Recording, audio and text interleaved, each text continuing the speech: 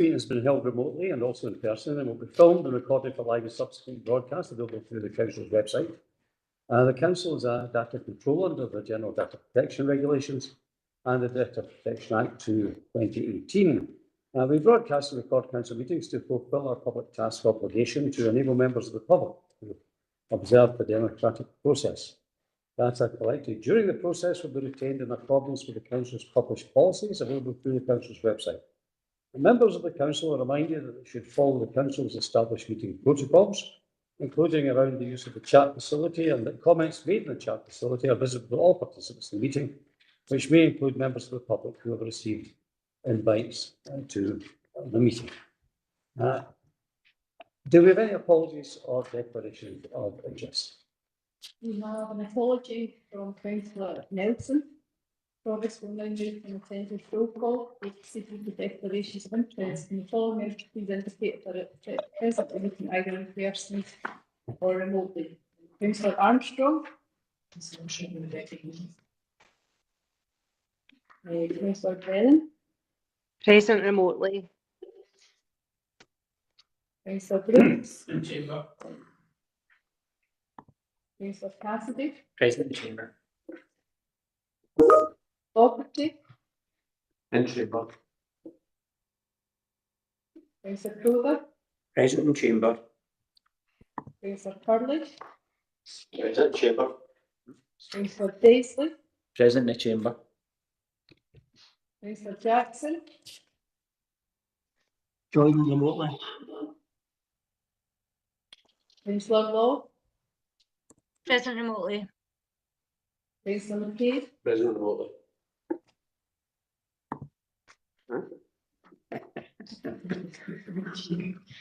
Oh, sorry. Councillor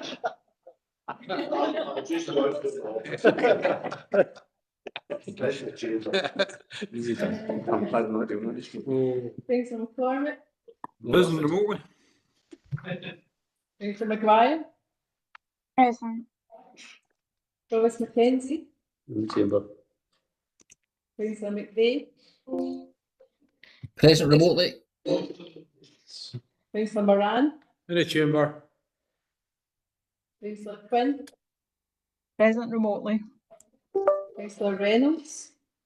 Present remotely. Councillor Robertson. I've had one of those days too, but I'm present in the chamber. Councillor Wilson. Present in the chamber. Elizabeth, you don't have to sign your life away. Are there any declarations of interest?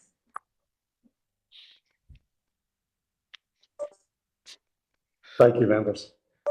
Before we proceed with the agenda item today, can I just remind all members of the Garden of Remembrance ceremony on Saturday morning, which will be hosted this year by Deputy Provost Councillor Brooks. Also, the Blitz Memorial ceremonies thereafter, which you are all welcome to attend, and I'm sure Councillor Brooks would be very happy to have your support on Saturday morning. The business today is, of course, the 2023-24 annual audit report and best value thematic report to elected members and the Controller of Audit. And I'll go to Mr. Parkin, please. Thank you, Provost, and good afternoon, members. I haven't got much to add to the papers which have been issued, but I'm sure that elected members will see from the volume of the papers and the reports that there's been a huge amount of work to get this to here today. And I would like to thank in particular Matt Thompson and Jared Smith from my service, but all the accountancy team for getting here to the accounts to this point. There's one thing I've just noticed in the issued amendment in the recommendations in 2.4, the new recommendations, if elected members can see that. It's in the red bit, the first line, it should say potential prior year adjustment, which Michael Wilkie will explain in more detail. And the last line, it should say adjustments if required. That's my mistake, and apologies, we'll get the correct recommendation sorted. Okay, thank you. I'll pass over to Michael Wilkie from KPMG, who will take the meeting from here. Thank you. Thank you, Mr. Parkin. Mr. Wilkie, please. Thank you. Just as a reminder, I'm the engagement leader responsible for the external audit of the Council's financial statements under appointment by Audit Scotland. Today we present 2 reports and our draft management representation letter. The first 2 of those reports is our draft annual audit report, which summarises the key conclusions and reminds members of our approach to the audit overall. I'll present that paper and take questions, and then my colleague Tamer Alam, as the manager on the engagement, will provide an introduction and overview to the thematic work, which is a focused report based on a topic set by Audit Scotland on behalf of the Accounts Commission on an annual basis, this year's topic having been workforce innovation. And at both stages, we'll pause to take any questions, either ourselves or which may be directed to management. Turning then firstly to our financial statement audit, the draft report which is presented today. This would ordinarily be draft when presented and updated to a final version once I have signed and issued my opinion on the financial statements. If I refer to my document page numbers for ease of reference, my document page 4, which I believe of the full committee pack is page 11, it sets out that our audit is substantially progressed and that is advanced compared to the position in the prior year. However, at the time of drafting, there were a number of aspects ongoing, most of which would ordinarily be ongoing as we complete the final stages of our audit, with steps such as reviewing the final version of financial statements and ensuring that any adjustments have been correctly processed by management. There are 2 on there which I would like to highlight to members today. Firstly, in respect of consolidation adjustments, where our discussions with officers over the previous week have identified a small number of amendments that will be processed in the financial statements, none of which are material. And secondly, as referred to in respect of pension liabilities. Throughout the audit process, we challenged management in a number of aspects in respect of the approach to pensions, which I will come on to. But a specific matter which arose and was not unique to this council was the approach taken in the prior year to separately presenting funded and unfunded pension liabilities. Unfunded liabilities simply being those which are met by the council as they arise and which are not backed by investment in underlying portfolios or funds. The challenge that we have made and which we've continued to consider, including over the past week, has been the interplay between the presentation of funded and unfunded liabilities in the balance sheet and the application of the asset ceiling cap. There are a number of practical and technical aspects to that consideration, and I would say that there are aspects which are ongoing. As it stands, though, it may be the case, it is the case that the council did not separately present funded and unfunded pension liabilities in the prior year financial statements, rather taking the 2 together and presenting a net figure. That has been corrected in the current year, and so to be clear, the current year closing financial statement position we consider to be correct. The matter which is under ongoing consideration is to whether, in the prior year, the unfunded liabilities were correctly presented or had been erroneously included in the assessment and application of the asset ceiling cap. Subject to clarification which management are taking forward with its actuaries, then we will undertake a consultation internally as to whether it requires a prior year restatement or not. Again, to be clear, it would not impact on the current year financial statements, and the council did disclose in narrative the unfunded element last year. So I appreciate that that this is really quite a technical area, and I just wanted to set out that background. And I will go through the rest of my report and then happy to take questions.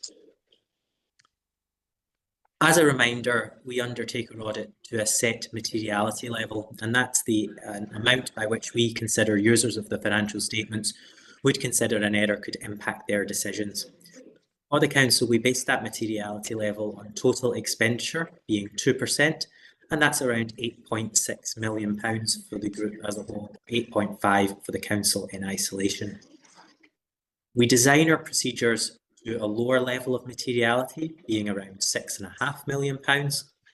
And as we conduct the audit, we consider any errors which arise in isolation as to whether they may be qualitatively material. On the next page of my report, so I'm now on page 7 of my document, we summarise what I considered to be the significant audit risks and accounting estimates which are present in the Council's financial statements and my audit.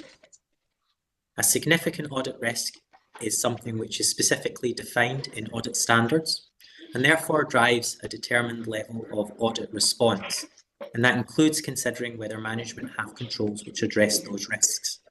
You will notice that in both of the first 2 significant risks, we have identified that there is not an appropriate management review control which meets the expectation I would have as an external auditor, although I would say that is consistent with the status that I reported last year and not uncommon in these 2 areas. Both of the first 2 significant risks which are listed there, and that's in respect of retirement benefit obligations or pensions and the valuation of land and buildings, are included as significant risks because of the materiality overall, both being large numbers in the financial statements, and the inherent level of judgment and underlying assumptions which are selected by management and approved by members on an annual basis. In both cases, we use KPMG specialists, including valuers where necessary, and actuaries to consider the assumptions which have been selected by management and support our ability to challenge them. In both areas, we have concluded that the assumptions which have been selected are overall balanced in our typical ranges and based on our benchmarking. That is to say, they are neither optimistic nor pessimistic.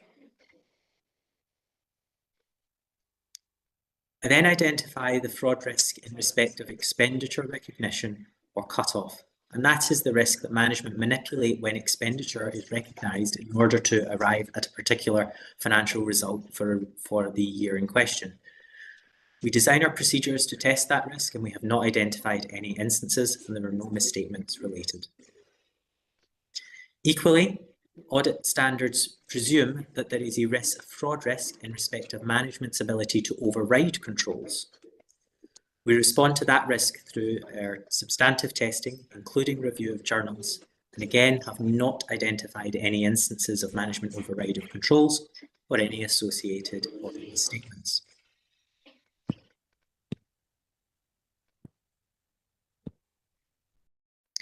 Moving on within our report, there is extensive detail on each of those areas, including the audit response and our findings, but I wouldn't intend to speak to it specifically. From page 20 of our report onwards, we consider the wider scope of public audit, including best value. And that includes financial management and sustainability, vision, leadership and governance, and the use of resources. In all of the cases, we're concluding positively with a number of areas of good practice identified. And the only area I would draw members' attention to are the summary recommendations which are included on my page 32. A number of these come from thematic work, which, as I mentioned, my colleague Tamer will present separately, but I would highlight them now, noting that in respect of our work, we've recommended that management continue to assess the impact of initiatives to modernise the approach to interaction with customers or internal processes through digitisation, by which I mean setting a clear benchmark of the time and cost and customer experience or internal staff experience of a process before it is effectively digitally enabled, and the results subsequent to digitalisation. I've made a similar recommendation around assessing the impact of flexible working arrangements, and made a recommendation that the Council's policy on flexible working includes an explicit statement on its expected approach in respect of informal flexible working. So whilst a number of arrangements are included in that policy, which are outlined in respect of the formal arrangements that could be entered into, it doesn't comment on the Council's expectations in respect of informal flexible working arrangements, which often may be more commonplace. And lastly, we continue to recommend that the Council considers opportunities to have joint working arrangements with other organisations. Within our appendices, we've provided an update on previous recommendations, summarised our current year recommendations, confirmed that as it stands there are no unadjusted audit misstatements, and confirmed that we are independent. I appreciate there is a lot in our report and I cover a lot of topic areas, so I will pause there. I'm happy to take questions together with officers as appropriate. Thank you, Mr. Wilkie. Do you wish to go on to your colleagues' report just now, or do you wish to answer questions personally at this stage? I think maybe since they are separate reports, it might be easier to take questions on our financial statement audit and this report first. Right, thank you. Are there any questions at this stage for Mr. Wilkie? Councillor Falk. Yeah, thanks, Paul. Just one, I was fortunate enough to be at the audit committee, so thanks for Councillor Wilson for sharing that, which answered a lot of questions. But it's just to help my understanding, right? And I probably should know this, but I don't, so I'm going to ask either auditors or Alan. Big place to be made on funded and unfunded pensions. It would help me if you could give us an example in an Inverclyde Council context, what we're actually talking about unfunded pensions and funded pensions, because obviously, even us, we're all in Strathclyde Regional Pension Fund. So I'm a wee bit unsure of exactly, if you could give us examples, because I think that would help my understanding. Mr. Wilkie? If I give a general overview, and then perhaps officers might want to give any specific examples, but the funded pension obligations are by far the larger element in respect of the council and relate to ordinary members of the pension scheme who are accruing a benefit for every year worked, and on behalf of which contributions are collected both from the council and from the individual and invested underlying funds. That is where the reference funded comes from. The unfunded liabilities typically relates to benefits which have been awarded to an individual, usually, for example, on their early retirement a number of years ago, and for which there is an additional cost pressure arising when they are a pensioner, but for which no underlying investment in funds has been made. And therefore the cost of paying that additional benefit is met in the year it arises by the council. That arrangement actually ended a number of years ago, so unfunded liabilities actually relate to arrangements primarily entered into the council a number of years ago, is my understanding, but I'll let council officers add anything specific to Inverclyde. Would you like to add, Mr. Falk? Thank you. I think Michael's explained it very clearly, but in terms of it's the additional pension benefits that elected members may award in the early release of individuals, whether they're added years in ill health retirees tier 2. There is some cost to the council associated with those, not tier 1 ill health, and it's things like that we're talking about. But an employee retiring at the normal time and all the liabilities that the pension fund has to meet their pension costs going forward, they're the funded liabilities, and that, as Michael says, is the majority of it. Okay, perfect. Councillor Brooks, please. Thank you, Mr. Mr. Wilkie referred to the early part, the technical bit, and obviously being technical, it completely lost me. So my understanding is there's a potential difference, not this year, but future years, how it's reported, funded and underfunded. So if there's a potential change to previous years, I just wonder if there were a narrative from a chief financial officer of what he's thinking, because that change might be made after this meeting. So I'm interested to hear his side or his opinion during this meeting. Okay. Thank you again, Provost. Yeah, and this is the point that is related to the change recommendation that came out. And as Michael's indicated, the work is still ongoing in terms of that. So this is the recommendation you've got in front of you is prepared on the basis that the prior year accounts, this is 22-23, which was signed off last year, the prior year accounts would need to be changed, right? Not a future year, but the prior year would need to be changed. But there is a scenario where what is presented in front of elected members today is correct. And we will only know that when the actuaries that work for the stratified pension fund, because we don't have actuaries, we're a small council, and that's why, you know, we're reliant on the stratified pension fund actuaries who support the rest of the stratified pension fund. They are to confirm the figures that they supply to the council and their thinking behind the treatment. I will thereafter engage with Michael and KPMG. They will form a view, and over coming days, the next week or so, it'll be decided. But the change recommendation is to give me the flexibility to change the accounts. But on the clear understanding, this does not affect the bottom line. As of the 31st of March 24, it relates to a prior year, which then flows through to this year, but doesn't have any impact on the bottom line for this year. If that sort of, in layperson's terms, is quite clear. Yeah, it's just, as our chief financial officer, is that you're comfortable with that? Obviously, then also we're going to say this off. Both your explanation and Mr. Bolton's explanation is fine for me, so I do understand as much as complex. Are there any other questions for Mr. Wilkie at this time? Then can I ask Mr. Alam to do his presentation?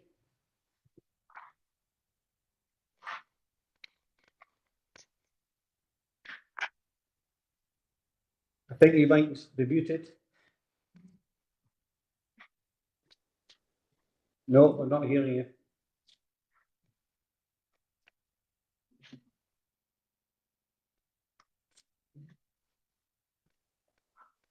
Apologies, I don't think That's we seem to be able to hear Tamer, so I'm happy to present this report equally and provide an introduction.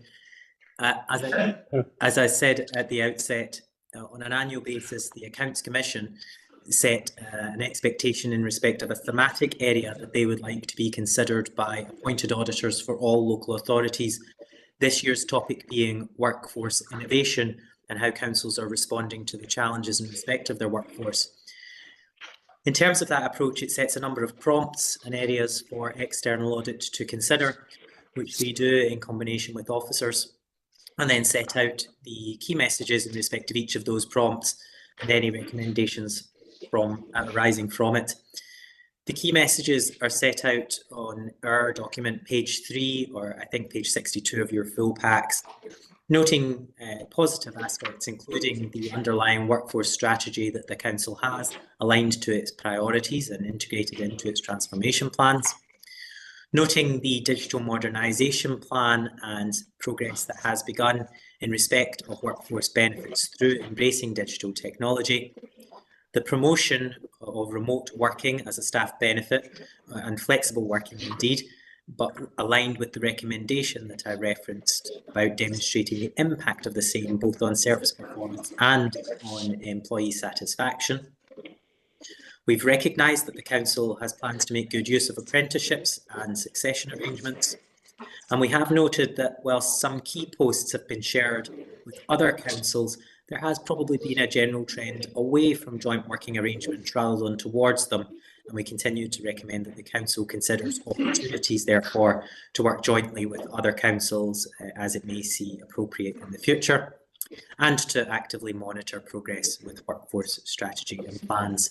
Again, there's a degree of detail within our report, including the specific issues and recommendations, as well as officer responses in the appendix to the report, all of which I'm satisfied with and which we will follow up on in due course in subsequent months. Thank you, Mr. Wilkie. Can I go to the leader of the council? There's nothing.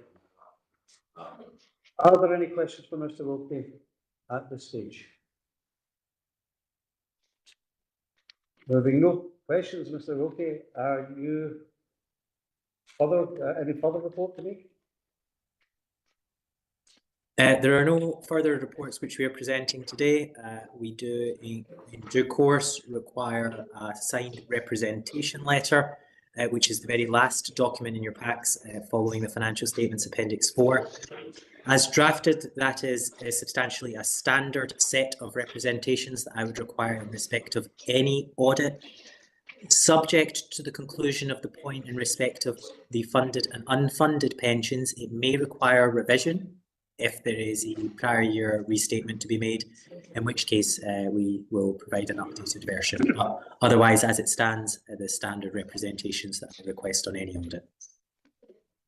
Thank you, Mr. Wilkie. Are there any further questions for Mr. Wilkie? Then, members, can we agree the proposed recommendations? Councillor King? Yeah, I just want to come in before we go to the recommendations. And I think it was useful, obviously, the audit committee, the Friday meeting auditors, useful opportunity to ask any questions. But we are in very unusual circumstances today. I mean, I've been a member of this council for the last 30 years, and I've never been in a circumstances where a finalised set of accounts hasn't been presented to the council. So I think we need to bear that in mind.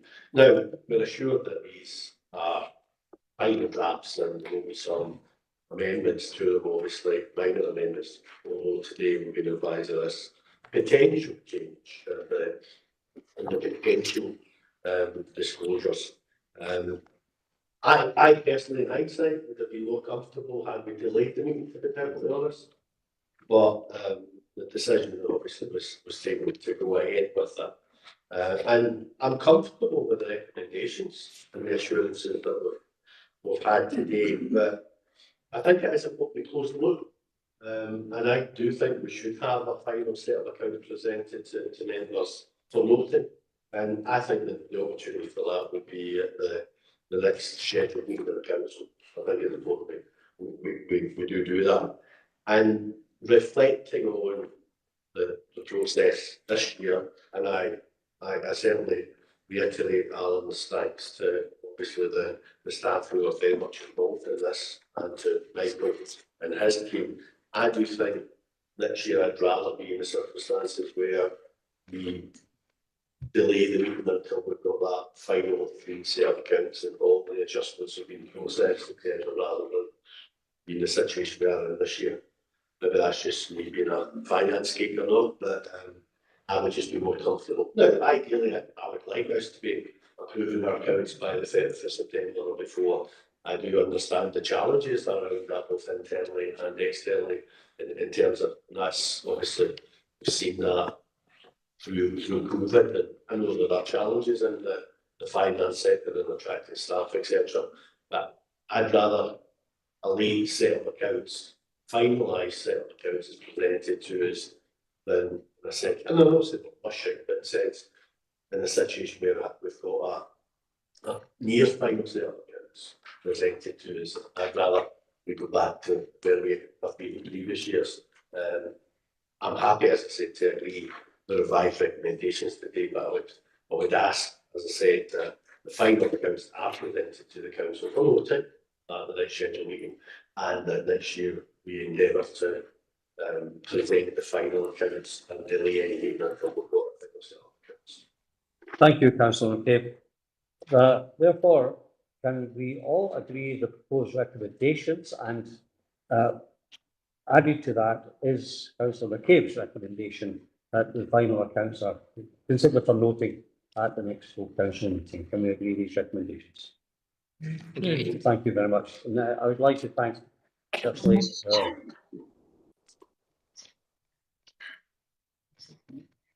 Councillor Quinn, you've got your hand up.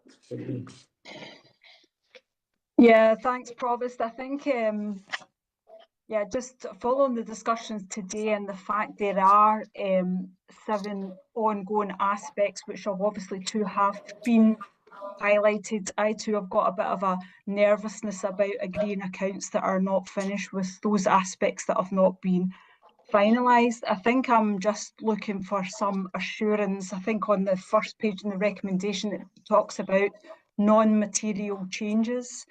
So if we do discover that one of those are material, what is the process? And could Mr. Puckrin answer what is material and what's non-material? Mr. Puckrin? In the annual audit report, the definitions of materiality to group and council level are included. and there is also misstatements being reported to the council with a limit of 430,000. I have no intention of signing a set of accounts or asking the council leader and the chief executive to sign a set of accounts if there were movements even of that level in this. Last year, there are always going to be a couple of these items which are never going to be concluded until after the meeting, things like the letter of representation. So you'll always have a couple of things that are outstanding, but I understand the issue that elected members are raising here. But that's why there is an amended set of recommendations, or there's this new recommendation, because I knew when I became aware of the pension issue that wouldn't meet the original set of recommendations. So hopefully the elected members can, I would say, trust me that I understand what the elected members want and understand that they are agreeing today, and just take my word, I will not agree to anything which has anything other than a trivial impact on the bottom line. But I don't expect there to be anything of that nature. It's more a case of if there's any changes to the notes in the accounts, etc., where the work is still ongoing with KPMG. But I see that Michael's got his hand up as well. I'm sure he'll clarify. Mr. Wilkie. Thank you. Yes, really, just to reiterate the same point, there would always be a small number of things which are ongoing at this point in terms of finalisation of accounts. I've highlighted those which were either outstanding at the time of preparation of our report, or which are outstanding as at today, being largely just that presentational point in respect of funded and unfunded, which, as I've said, will not have an impact on the current year, has a potential material impact on the prior year, but that would effectively be reversed by the time we arrive at this year's closing position regardless. And therefore that is why the recommendations presented today are as they are. Thank you, Mr. Wilkie. Are you comfortable with that, Councillor Quinn? Yeah, I think I just needed to put that on record, that there was that nervousness around the accounts, the fact they're not finalised, but that's fine, thanks. Thank you. Therefore, can we agree with the amended recommendations? Thank you. And I would just like to say thanks at this time to Mr. Puckering and his team for his work getting the accounts to the stage for that. And thank you to the administration staff for the preparation for this meeting this afternoon. Thank you. Thanks.